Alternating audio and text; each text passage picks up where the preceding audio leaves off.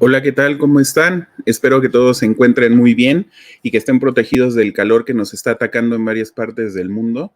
Bienvenidos de nuevo a Guardianes de la Eternidad en otro capítulo de Pantalla de Plata, nuestra puerta al mundo del cine. En esta ocasión vamos a platicar un poco acerca de la película de Spider-Man Across the Spider-Verse.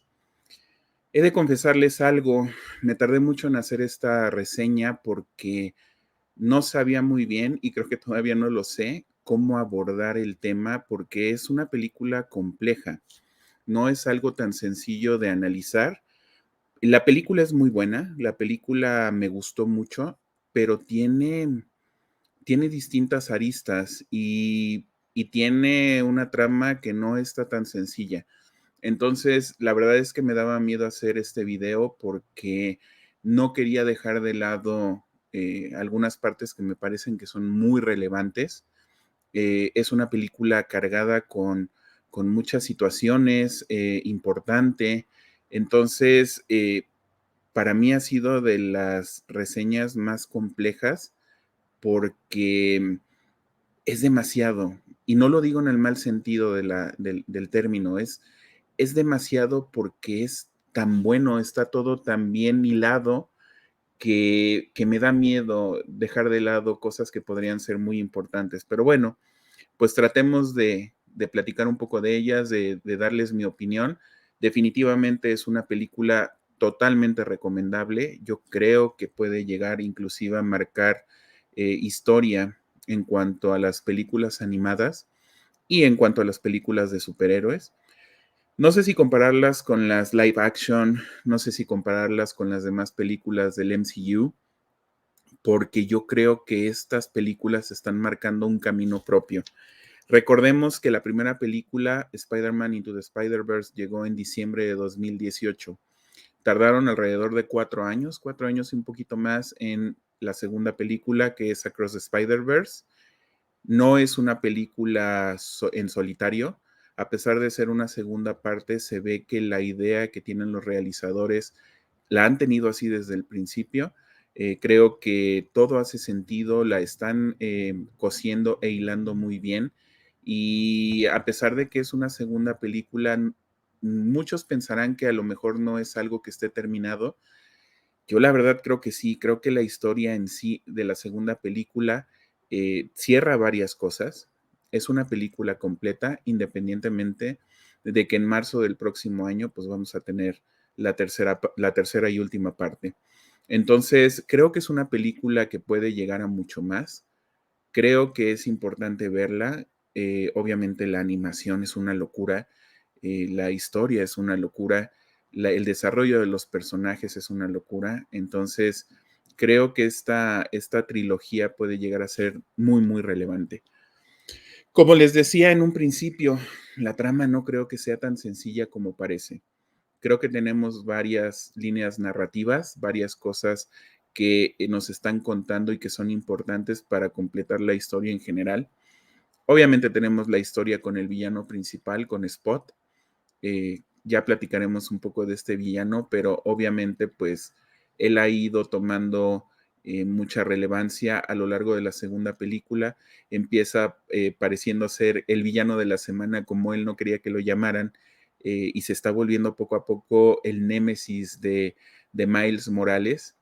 Yo creo que es poético el tema que nos presentan en la manera en cómo Spot realmente tiene mucho que ver con la creación del Spider-Man de Miles Morales y cómo Miles Morales a su vez tiene mucho que ver con la creación de Spot.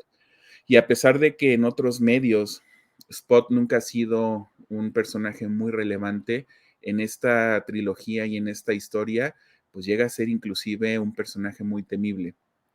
Tenemos la historia obviamente de Miles Morales, un Miles Morales que ya se siente mucho más cómodo con el traje, ya se siente mucho más cómodo con sus poderes, está creciendo, es un adolescente y además tiene que tomar decisiones con respecto a su vida.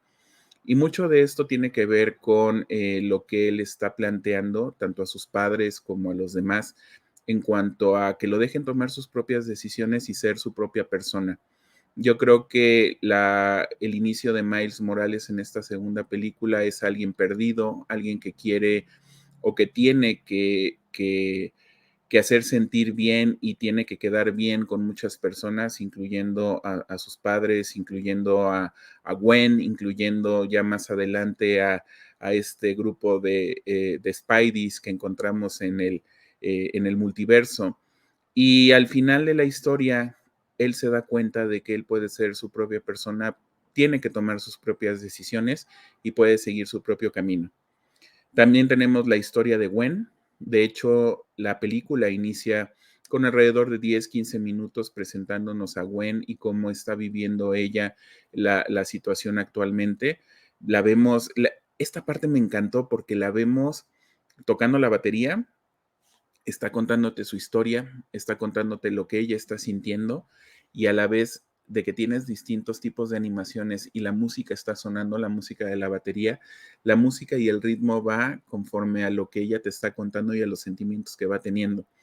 Al inicio es un poco desconcertante porque pareciera ser que la historia es de Gwen y sí es un personaje muy relevante, pero al final te das cuenta de que Miles sigue siendo el corazón de la historia. Entonces, Gwen también tiene por ahí una trama interesante que también cierra en esta segunda película. Obviamente tenemos a Miguel O'Hara, el Spider-Man de 2099. También tenemos su historia y también entendemos un poco las razones por las cuales está haciendo lo que está haciendo. Yo definitivamente no creo que llegue a ser el villano de la historia o de esta segunda película. No me gustan los medios que él está utilizando para conseguir lo que él quiere lograr, pero de cierta manera puedes entender un poco lo que está pasando, lo que está viviendo y el porqué de las cosas que está haciendo. Entonces, creo que también es un personaje muy relevante, de los más relevantes. Por ahí me dejaron un poquito de lado a Peter B. Parker, que para mí pues es de la primera fue uno de los personajes favoritos, pero también entiendo que la trama pues no tenía por qué incluirlo de una manera tan relevante como incluyó a los demás. Ahora, aquí empezamos con el tema más importante, y es que pareciera que esta película lo que pretende hacer es, no me gusta la palabra, pero es deconstruir al personaje de Spider-Man y como eliminar algunos de los factores que originalmente habían hecho de Spider-Man el héroe que es.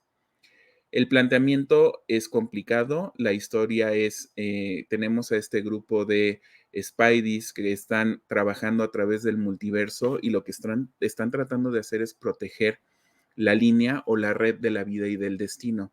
Y se supone que para que Spider-Man pueda llegar a ser el héroe que siempre ha sido en todas las realidades, siempre debe de haber una pérdida.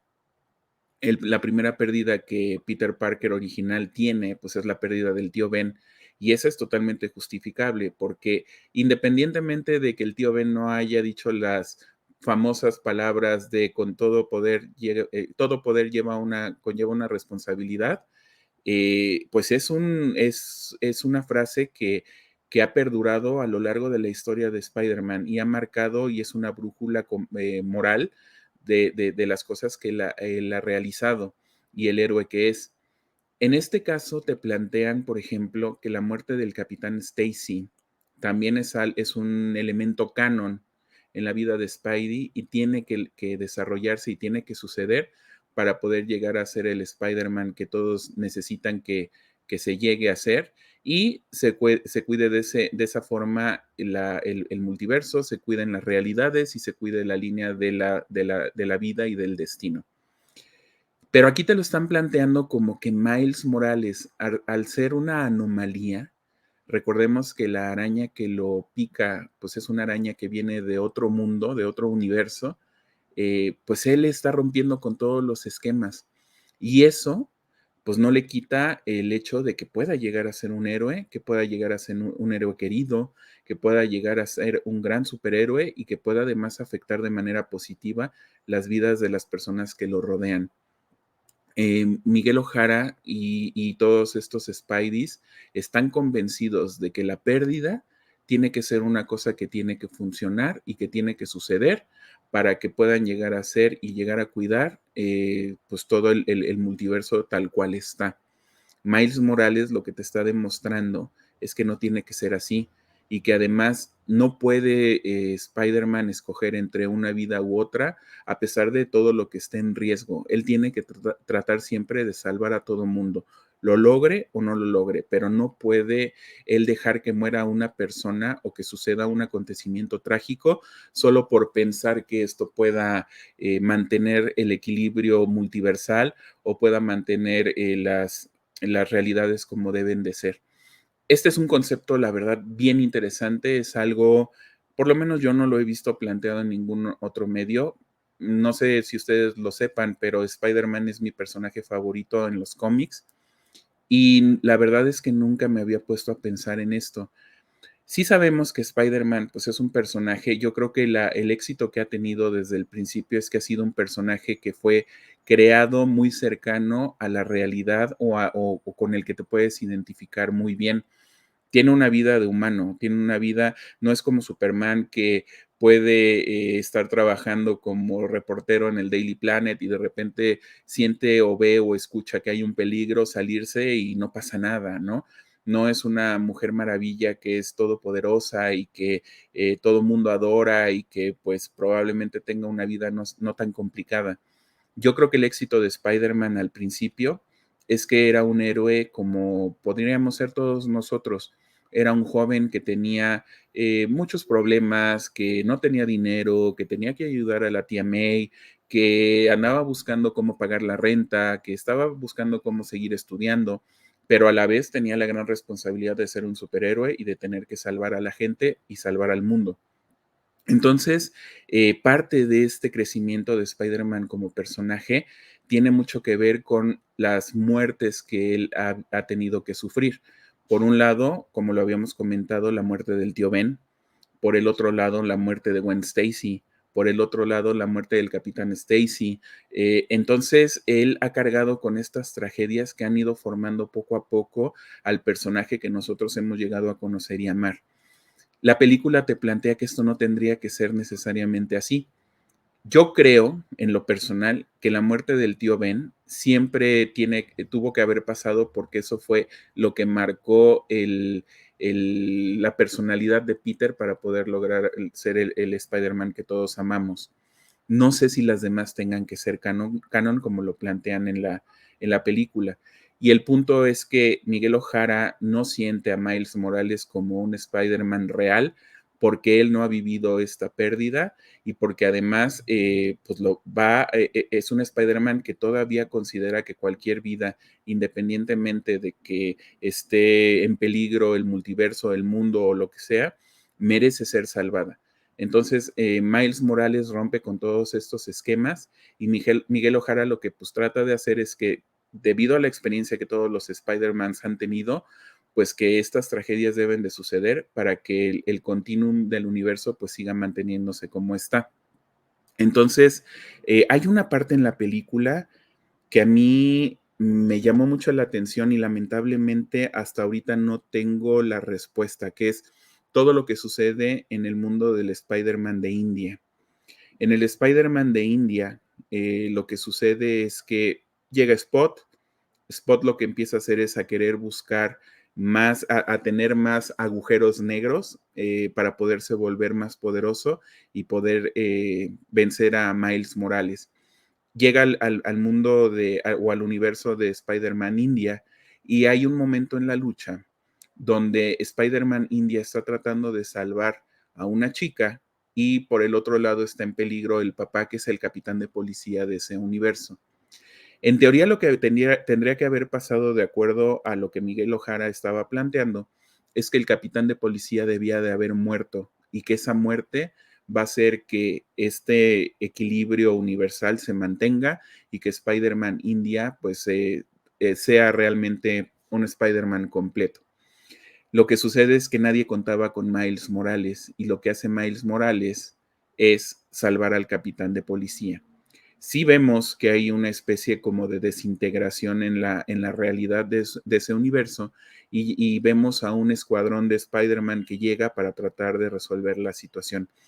Lo que no nos deja claro la película es cómo resolvieron esa situación y si el capitán de ese universo de alguna manera murió o lo mataron para que se pudiera mantener el equilibrio. Eso a mí me deja con muchas dudas y ojalá en la tercera película nos lo expliquen, porque eso cambiaría mucho la percepción acerca de Miguel O'Hara y acerca de lo que su grupo de Spider-Man se está haciendo.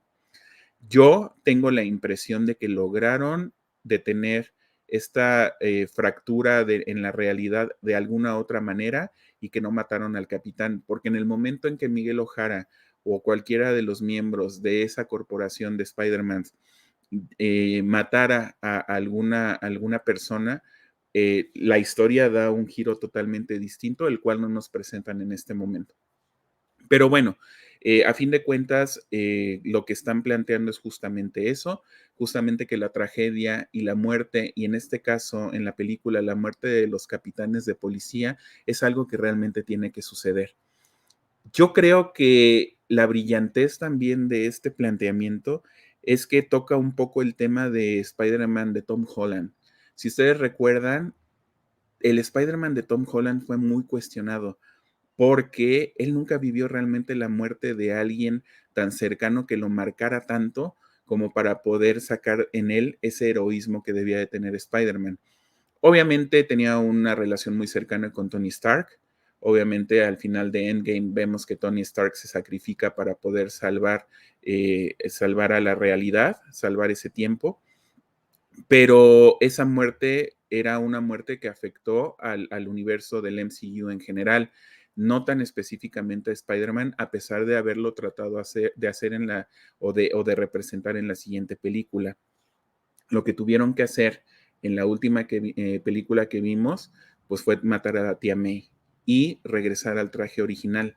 Eso dejó a muchos de los fans, a muchas de las personas que son seguidores de Spider-Man un poco más tranquilos, porque ya teníamos a la tía May viviendo una muerte trágica, y teníamos a un Tom Holland o a un Spider-Man de Tom Holland que ya estaba dentro del club oficial de los Spider-Man, porque había sentido lo que era tener esta pérdida y lo había impulsado a ser un mejor héroe de lo que es. Esta película lo que hace es darnos una cachetada a todos nosotros y al decirnos que no es necesario hacer eso, que la misma personalidad, los mismos valores éticos, los valores morales que puede tener cualquier persona, la llevan a ser un superhéroe querido, un superhéroe importante, alguien que afecte de manera positiva la vida de los demás. Y eso es justamente el planteamiento de Miles Morales. La verdad no sé qué va a pasar en la tercera película, no sé si este vaya a ser el planteamiento final, pero la verdad es que es muy interesante porque pues, nos lleva a cuestionarnos pues, muchas cosas de las que hemos visto en cuanto al desarrollo de Spider-Man, el personaje. Como personajes principales, obviamente tenemos a Gwen Stacy. La verdad es que a mí me encanta este personaje, tanto en el diseño como la personalidad y como las situaciones que vivió en esta película. Gwen Stacy tiene el mayor problema que ha tenido es que perdió a su amigo Peter Parker. En su universo, Peter Parker no es Spider-Man. En su universo, ella es Spider-Woman.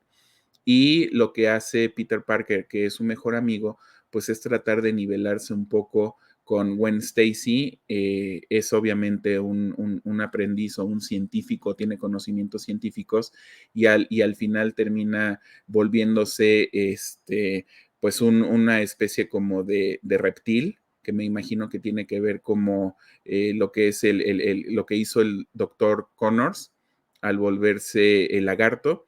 En este universo de Gwen Stacy se vuelve el lagarto al tratar de adquirir poderes y poder estar a la par de Gwen Stacy, y lamentablemente muere.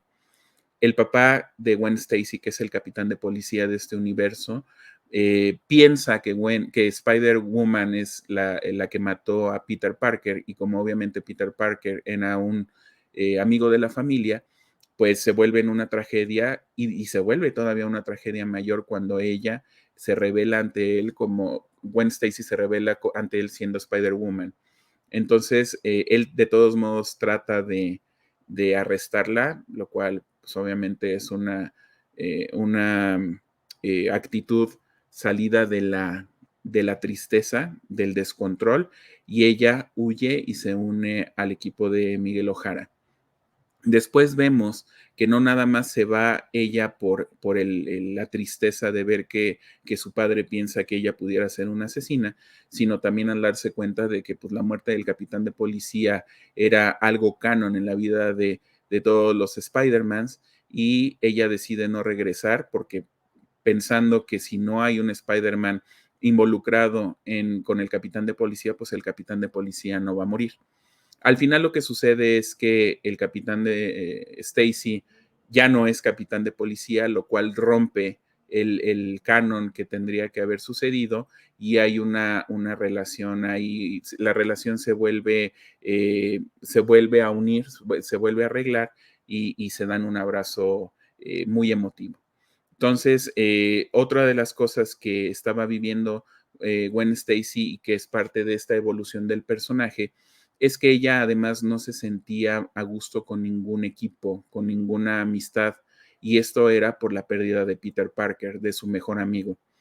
Su siguiente amigo o el amigo más cercano que logró conseguir era Miles Morales, y después vemos que Spider-Punk por ahí tiene una relación cercana también, pero ella de todos modos sigue alejando a la gente porque siente ese pesar, siente que no puede acercarse a las personas porque si se acerca a ellas corren el peligro de que les pase algo trágico y por lo tanto trata de no tomar una responsabilidad o no comprometerse ni con amistades ni con un grupo de amigos. Al final lo que vamos a ver es que ella se da cuenta de que las motivaciones, aunque pueden ser justificadas de Miguel Ojara, los medios no son los correctos y lo que hace es ella misma formar un equipo, formar su propio equipo para ayudar a Miles Morales. Ahí es donde cierra un poco el arco de Gwen Stacy. Tenemos el arco de Miles Morales, que yo ya se los había platicado hace algunos momentos. Él quiere ser una persona que tome sus propias decisiones, no quiere que todo esté ya marcado o predestinado, no quiere tampoco que nadie más tome decisiones por él. Y eso es muy justificable. Él ya tiene un plan, lo que quería hacer era irse a estudiar a New Jersey, que está muy cercano a Nueva York, porque ahí hay una universidad en la que se están haciendo estudios acerca del multiverso.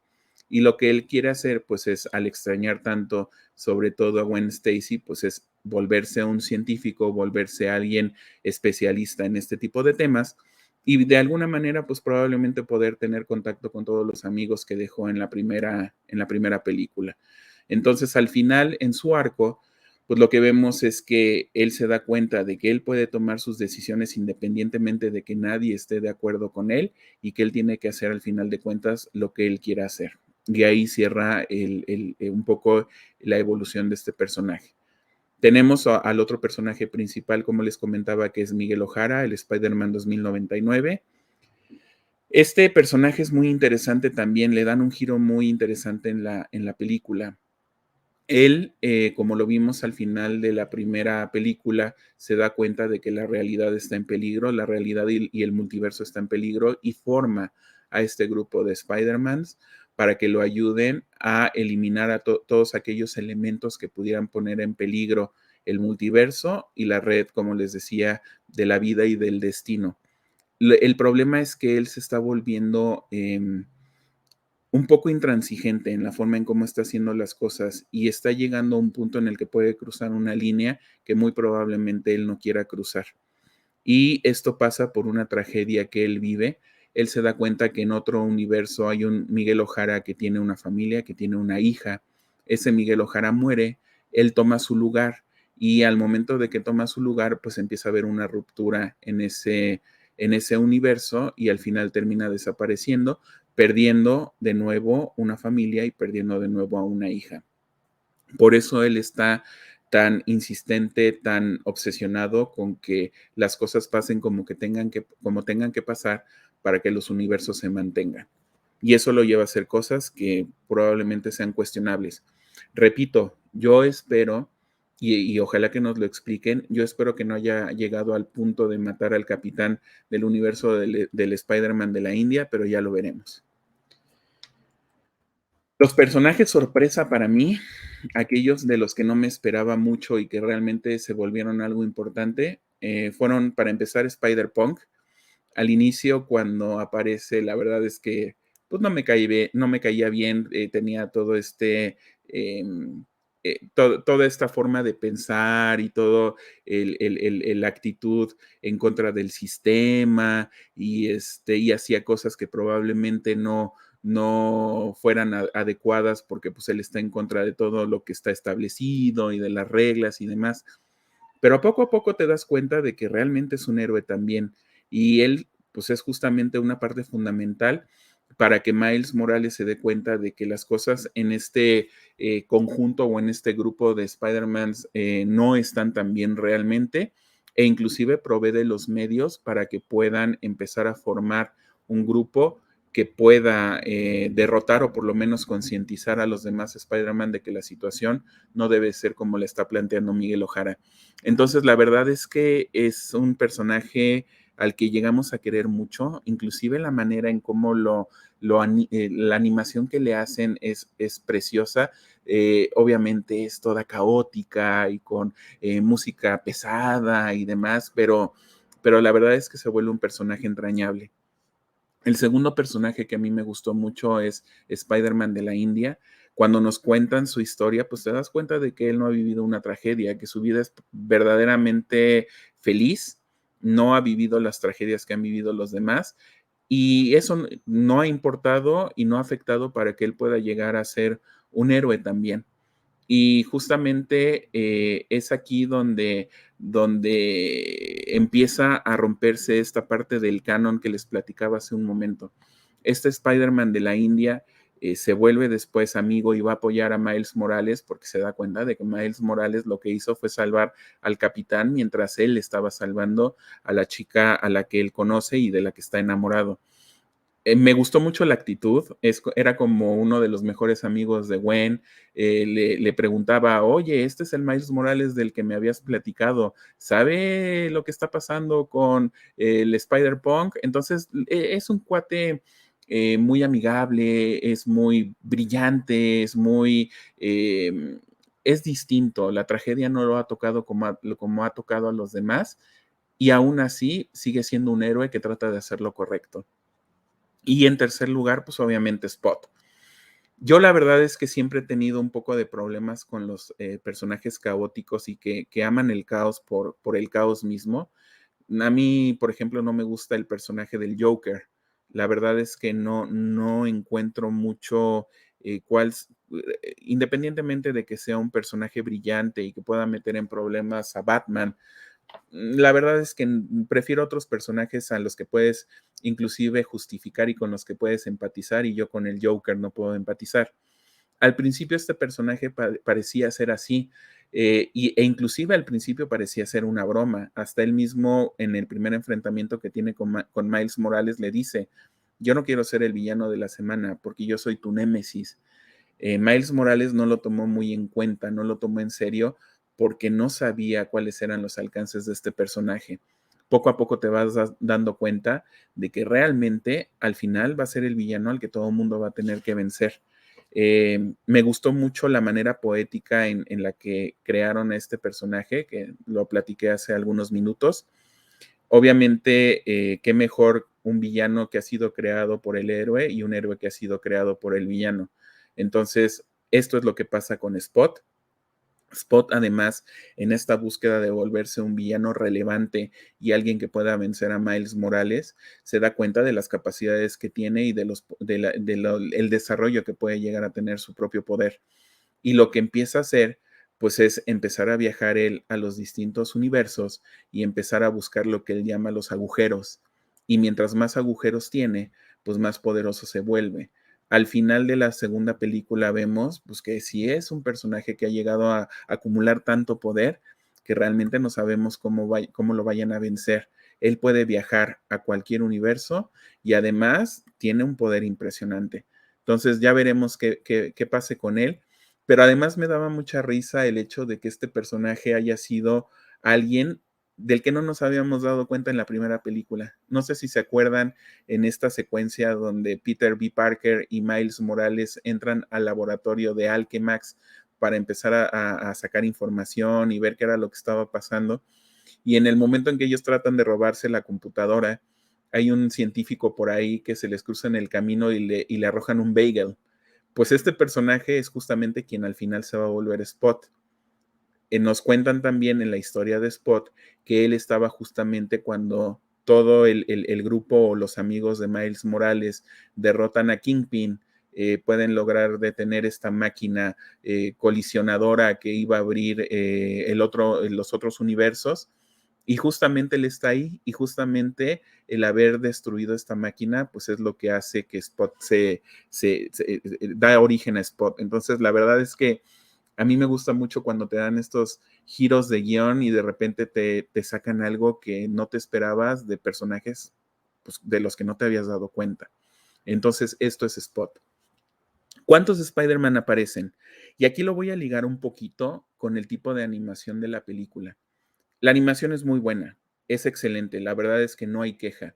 Probablemente yo como ya soy un poco más viejo, pues toda esta velocidad de cosas que suceden, de escenas, de música, no me permitió como ver mucho o darme cuenta de qué era lo que estaba pasando o qué Spider-Man eran los que estaban apareciendo. Sé que hubieron muchos cameos, sé que hubieron, pues básicamente todos los Spider-Mans principales de cualquiera de los medios, incluyendo películas, series de televisión, caricaturas, etcétera. Pero la verdad es que esta es una película que tienes que ver más de una vez para que puedas darte cuenta de todos los cameos que hay. No es una queja, yo creo que es una falla mía. Yo creo que mi ojo probablemente ya no está tan entrenado como para poder darme cuenta o poder adaptarme a la velocidad en cómo estaban pasando las animaciones. Es algo que probablemente yo pueda empezar a entrenar de nuevo. Me pasa mucho con los videojuegos, también se los he de confesar.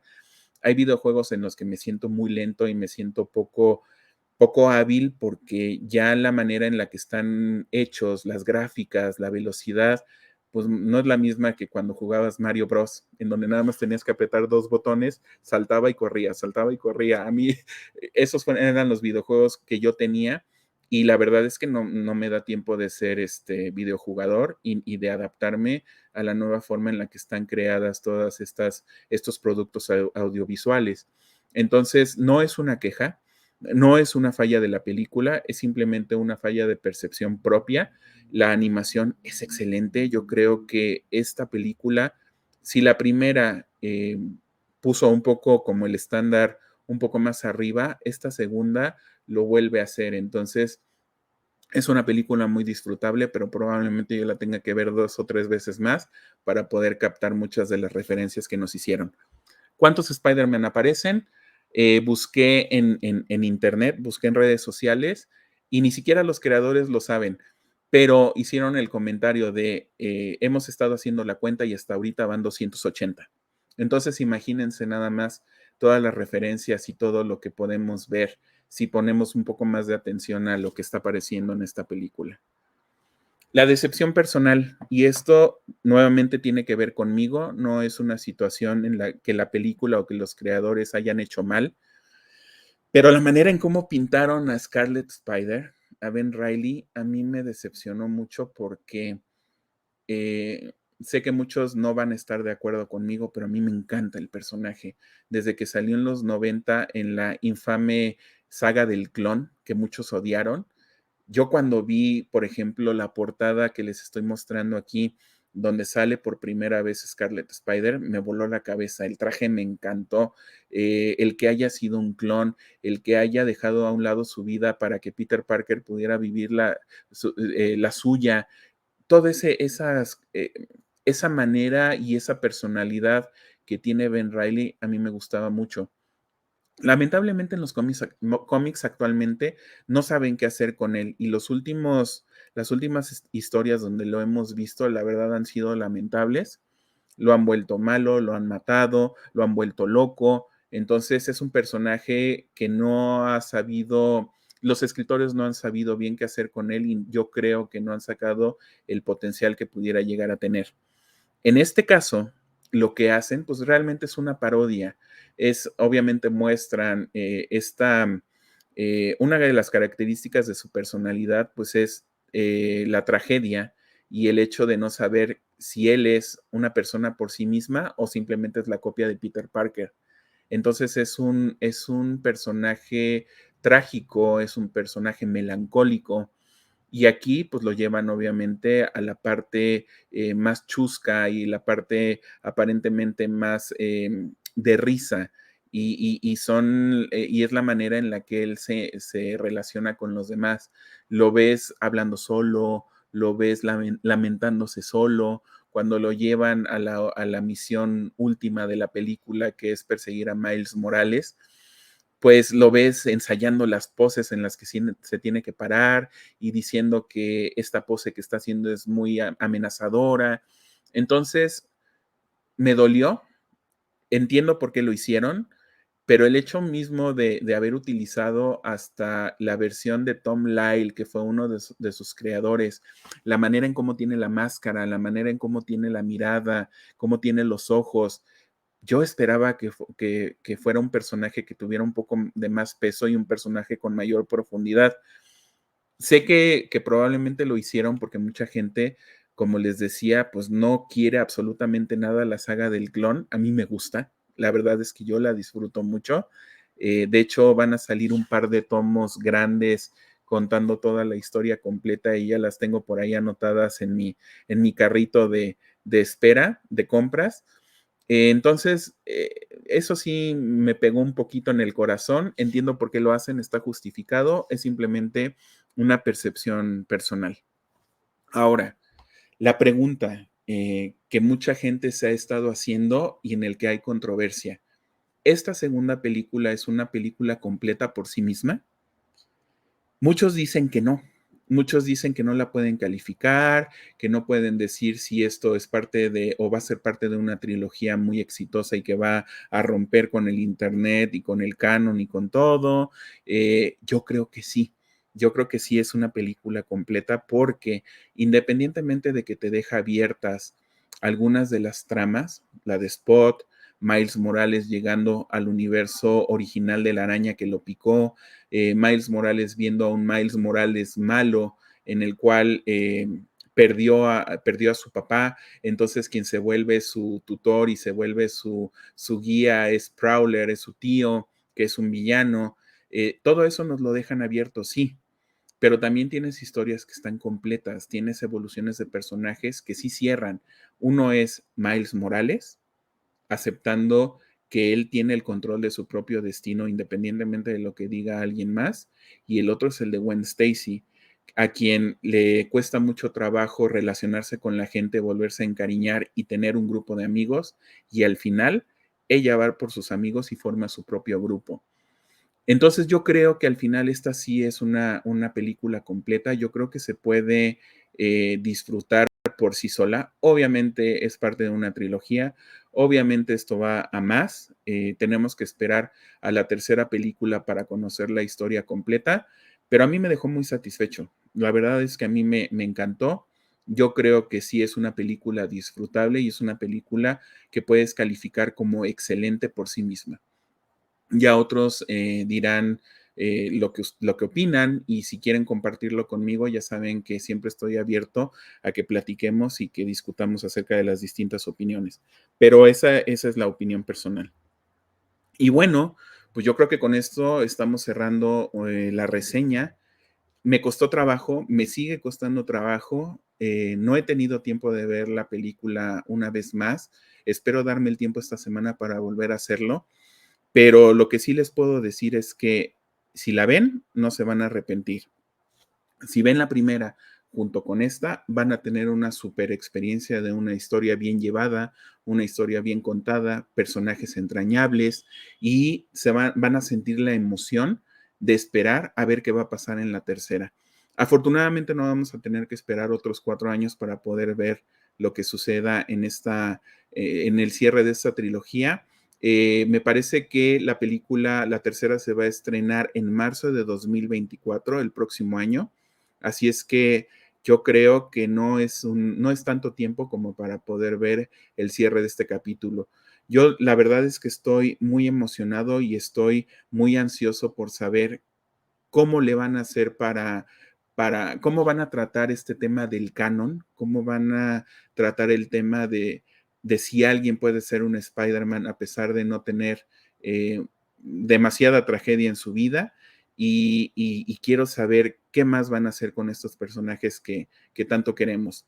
Van a regresar los primeros personajes, los de la primera película, que fueron muy entrañables también. Y vamos a ver qué sucede con Miguel Ojara. Miguel Ojara es un personaje al que también le tengo mucho cariño. Las historias en sus cómics, sobre todo los primeros, son muy buenas. Entonces yo espero que entienda y retome el camino y que entienda que la forma en la que él está abordando el problema no es para nada heroico y que al final pues todos se puedan unir para poder vencer a Spot, que es el verdadero problema para todos. En fin, este es mi comentario sobre la película. Como les he dicho, si quieren dejar comentarios, si quieren contactarme por Twitter, si quieren platicar un poco más, solo díganme. Yo siempre estoy abierto a platicar de estas cosas. Recuerden que pues en Guardianes de la Eternidad tenemos YouTube, tenemos Twitter, tenemos Instagram, todo es Guardianes de la Eternidad. A mí me pueden encontrar como R. Díaz Paz personalmente en Twitter. También si quieren contactar conmigo y conectar y platicar, estoy totalmente abierto. Y yo creo que por hoy cerramos la puerta. Volveremos a abrirla muy pronto con otras reseñas y con otras pláticas, con otras entrevistas, con otras reseñas, con otras revisiones. Ya vamos a entrar al tema de los cómics, vamos a entrar al tema de anime, vamos a entrar al tema de figuras de acción.